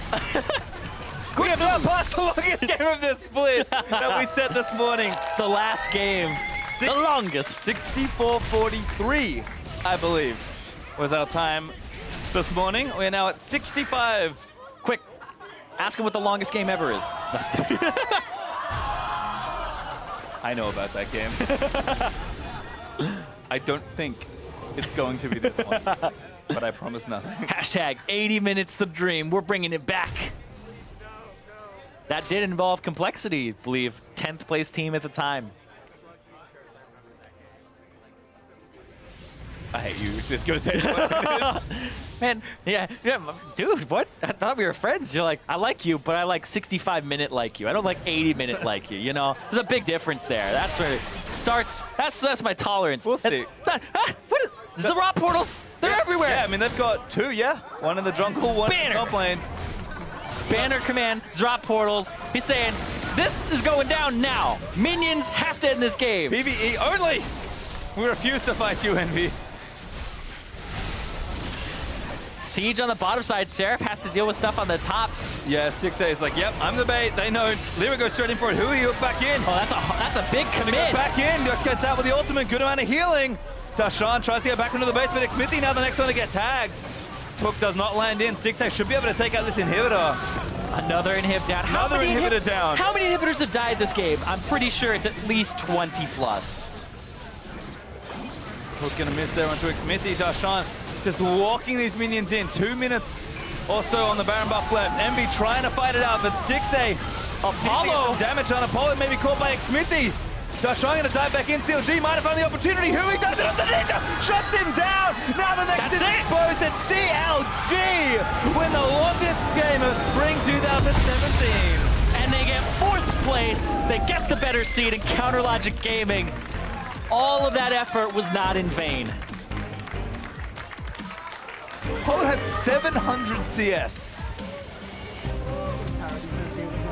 It got to the point where it pretty much was just get those PvE items, get the double drop portal, the Banner of Command. They're eventually going to shove in on the top side, and then they pulled them thin. 66 minutes and 50 seconds. They finally do it. Well, I'm sure that's easily the longest day we've ever had. Maybe not actually for total games, but average game length's gonna make this one a long one. Oh yeah. And it was, of course, our final day of the regular 2017 spring season. Of course it was. Apollo all smiles. He knows that Envy will have to go in full of confidence, full of momentum. They would have liked a win here to make that even better for themselves, but the team in high spirits is good for them, moving into the promotion tournament in the upcoming week. And on the CLG side, they do what Team Liquid could not do. Secure 4th. Yep. Get themselves 4th place. And that's what they want for the playoffs, you know? 6 would have been not impossible, but just way harder than it needed to be. That game was probably way harder than it needed to be for them, but they'll get 4th out of the deal as a result. Yeah, which means they will be playing FlyQuest in the quarterfinals instead of Phoenix 1. You see Ziggs like, thank you. Bowing to Stixxay's like. Mind-blowing. I'm glad he didn't feel sick by the end of that game. He had an excellent Lucian game there, but all credit to Envy, played with such heart in that final game. And I gotta say, Apollo, Hakuho were big standouts for me in that game from Envy. Apollo had the performance I've been looking for from him. The flashes forward, the cleanup there. Hakuho with great hooks for a large part of that game. But I mean, when you're playing a 67-minute long game, some of them are going to miss, and sometimes they're going to hit minions, but the ones he hit really kept him in the game for that long. He's one of the reasons it went that far. Yeah, it certainly is, but we'll have a look at how the game ended. It did take quite a while. Gotta relive this. Let's have a look at that one final moment. I mean, at some point, it just broke for Envy. Yeah, the Baron buff on Darshan and the rest of the team just means that you get to walk up. It's interesting because Counter Logic Gaming, they could have hard gone for that Nexus. They could have kept hitting it. You see Darshan throwing some hits at it. But once they had killed Ninja, that's pretty much what they needed. Stixxay walks up and hits it, uses an E as well, and that's how it ended. Yep. Hui with a good snipe takes down one of the carries that they needed to in Ninja. And I mean, 6 Adam Cassiopeia would have easily won team fights if allowed to free hit. Hui makes sure that doesn't happen, and CLG eventually win the game. Yeah, and that was one of those ones where you had seen previously when they all tried to go for the Nexus, where it was Xmithie, and then they also had Aphromoo, and it didn't work. It was almost there, and it almost cost them the game to rubber band back on them. So that was one where you're like, okay, we have to kill at least one person. Make sure it's a DPS, whether it's Apollo or Ninja, then kill the Nexus, because that's how it's a much more guaranteed victory as opposed to the 50-50 or whatever probability you would give it of just smacking the Nexus. Yeah, they managed to adjust the plan. But now to hear more about that series and the plans for the playoffs, let's join Riv's stage side for an interview with CLG's man in the top lane. Thank you very much, gentlemen. I am joined by Darshan after helping carry that game a little bit longer. I mean, last game of the split, longest one we had. Obviously, you guys just don't want to go home yet. But you got to tell me, what was it like? Because you said when you came up, that was a crazy game. Yeah, it's one of those games where you just feel completely drained, like emotionally and mentally. Like we went to 70 minutes when we had such a huge lead mid-game. After we kind of threw it a couple times, and we're just kind of like rusty right now, like having not played with Stixxay. So we definitely need to clean that up for playoffs. But it definitely feels good to win one of those games because if you lose a 70-minute game, you just feel so crushed. Yeah, and once you guys had that spot locked in, there obviously is a little bit of pressure taken off, but you still want to place well. What was kind of the way to right the ship and figure out how to fix things when we knew Stixxay was going to be out?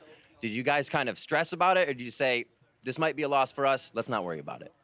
Yeah, so I kind of like woke up yesterday and was like, oh, we don't have Stixxay. He's in the hospital, and I was like, oh, I hope he's doing well. It turns out he was doing fine, but then we're playing with somebody we've never played with before who doesn't play AD carry, so we kind of had to switch Afro to AD carry, and that kind of put us in a situation where we haven't really practiced at all. So we kind of have to accept that and go with the flow and kind of play knowing that it's going to be really hard, that we can win. And we did get crushed 2-0, but it was still awesome to be able to have the opportunity to still play on stage even though we couldn't use Stixxay, and I'm glad that Joey got the chance to play in LCS as well. Absolutely. We even saw that you guys got to kind of right the ship there with this victory, didn't let it ruin your mentality. I have to ask you, coming through this split, placing fourth again here at the end, as you did in summer, what kind of was the turnaround? What did CLG find that you guys could lock onto and get back to your performance?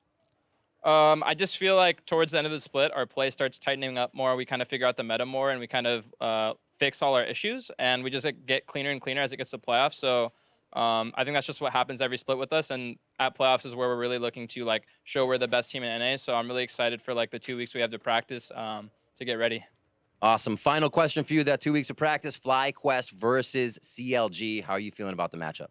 Ooh, that's a really exciting one because you really have no idea what FlyQuest is going to play, you know, from Mordekaiser AD carry to Maokai support to Jarvan mid. Like, they bust out some crazy stuff, and they all listen to high, so they're a pretty coordinated team. So it's going to be a really fun, interesting series, and I'm excited to just see what crazy picks they have in store.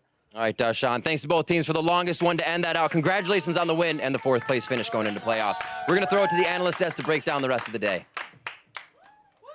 Thank you very much. What a way to end the regular season, right? A 70-minute game. It's been a crazy split all year long, and it's like, hey, let's just end it in the most ridiculous way we can with a game like that. Goodness, that was, I mean, hey, there was a lot of excitement in that game, and for CLG, what a relief to secure the fourth place slot. And that's the thing. There was actually a fair amount riding on this in terms of positioning, right? If you're sixth, you're playing Phoenix 1. And then if you are lucky enough to win that game, you're playing TSM in the next round because of dynamic seeding. So getting this fourth seed here, your matchup against FlyQuest for the first round of the playoffs, they'll be very happy to have locked that in. Right. I mean, if you look back at your season at the end of the year, this is probably going to be a really important win that they actually pick up. It might help them go a little bit further in the playoffs, and like obviously that's going to play into Worlds and all that stuff. So really important there. And I think when you look at how the game actually played out, it's not a game you actually want to look back on. As a coach, as a player, this is usually like, we got it, great, get out of here, because obviously you made mistakes, and normally you want to look at mistakes to break it down, but in a game like that,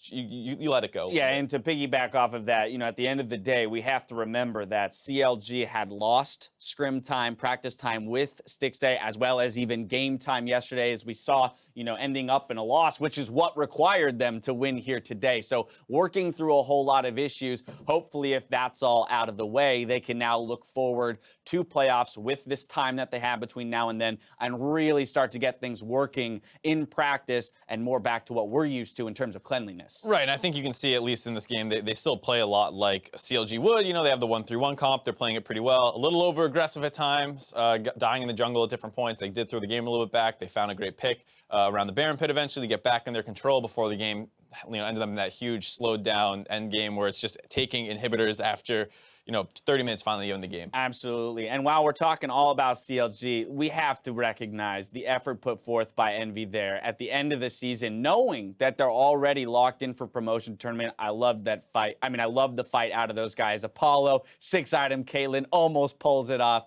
We had Lyra going big all season long. So for those guys, you know, again, I think when we talk about, although they're the 10th place team, their ability to contest even the #1 team in the league should be a huge boon or boost in confidence when it comes towards that promotion tournament and how confidently they enter next week? For sure. I mean, you saw TSM go to a 3-game series, C9 go to a 3-game series, CLG go to a 3-game series against Envy. This is not a team. That's 3 of the top 4 right yeah, there. that's not an easy team to beat, clearly. And if you're looking at this as a potential promotion team, you look at this game. It went on forever. Envy will not lose quietly. So you have your work cut out for you in a best of 5 versus Envy. These guys are scrappy. Absolutely. Player of the game this time around going to Huhi. This was not an easy decision to make, only because, as Darshan mentioned, had a solid lead.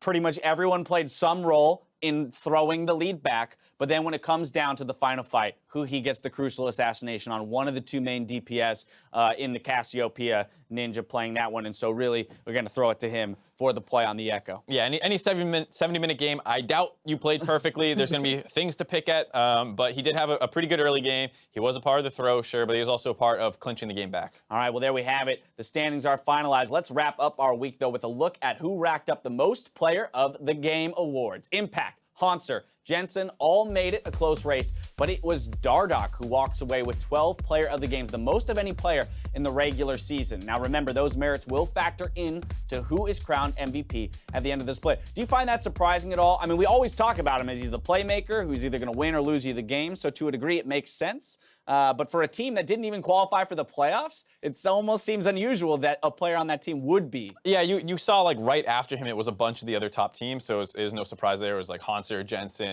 Impact. So you kind of see that. Aside for him, you could say he's out of place in a sense, but he is such an explosive player that when he goes off and wins the game, it's like, who else could you possibly give it to when he's winning games? I was about to say, the argument there is that it makes the case for the fact that he's is the MVP of that team, right? The most important player to that team and their success, whereas Cloud9, they could win through contracts, they can win through Jensen, they can win through Impact, so it makes sense that they have a more, even distribution of Player of the Games on those top-tier squads. Right, and missing the playoffs is not like a shame at all this split. When it was so close, came down to the final day between 3 teams fighting for 2 spots. So it's not like, oh, they weren't close to a playoff team, Dardoch's got a bunch of awards somehow. It's like, no, this team almost made it to the playoffs, and he was a huge factor in why that was the case. Speaking of the playoffs, let's go ahead and pull up the standings one last time, see how the teams actually ended the regular split. TSM are once again attending playoffs in first place, while Cloud9 nabs a playoff bye at second. In the wake of their win, CLG go into the postseason in 4th place, while Immortals just barely miss in that 7th place slot. Team Liquid's loss puts them in the promotion tournament at 9th, alongside 10th place Team Envy.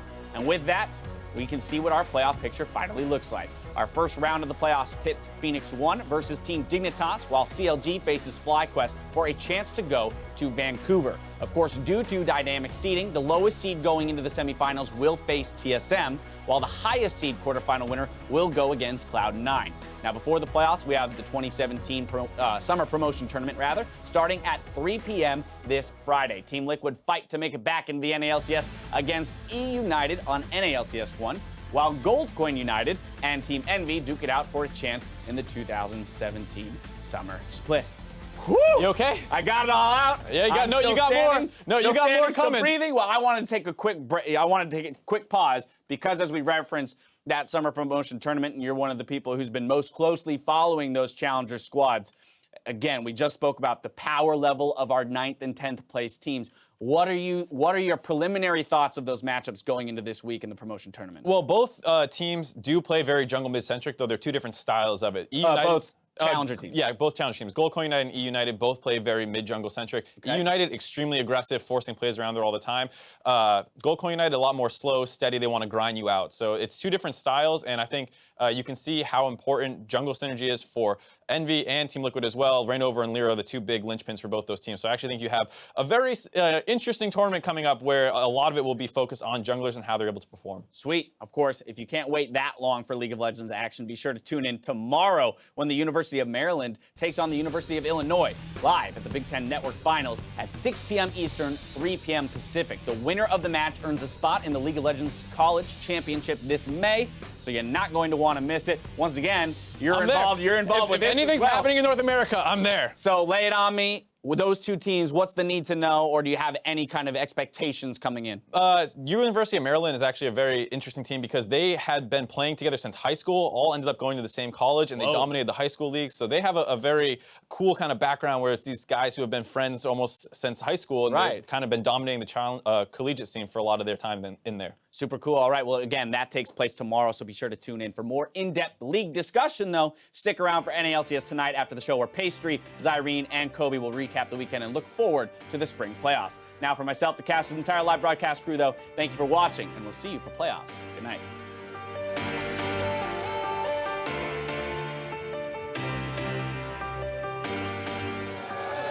Welcome to the final week of the North American LCS Spring Split. The fates of many teams' postseason dreams rest on the results of this weekend. Contract's the next one to go here. Someday continues to tank the flash forward. SE picks up the kill for himself.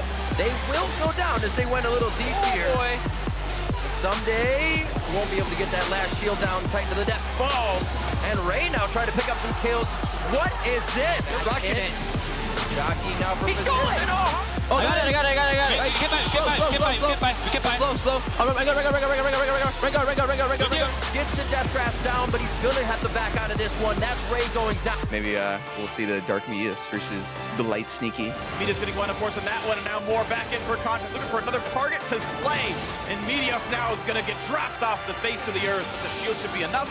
Coke not gonna kill just yet. Here comes Arena again. Look at that damage. Bjergsen with the double kill inside the back line. Might have found the opportunity. Here he does it up the ninja. Shuts him down. Now the next is exposed at CLG. Win the longest game of spring 2017. Next step into enemy territory, just making sure they play this one slow and steady. Pushing up the lines, inch at a time. Now the ultimate's gonna be used bottom side. Arrow comes out. Ball's gonna be stunned up high into the back line. Taken down instantly. Lorlo grabbing that kill, as Moon is going to be the target neck. The ability to do that much more true damage, but High is deleted in the mid lane. Double lift grabbing the kill on that one. Lorlo's not in a way where he can get out at all. FlyQuest, welcome to the playoffs. Messed up again. Wait, no. His catchphrase is definitely doesn't get cleaner than that, boys. Yeah, not in LCS, dude. That's toxic, Jake. In the game, back to Cody, son. They play ping pong with the AD carry, and now two members of Immortals are down as 3 fight and go for broke. Dignitas take the series 2-0 and look for playoffs. Kill onto Wild Turtle, more damage gonna be coming out. Lorlo locks him down. TSM, full retreat.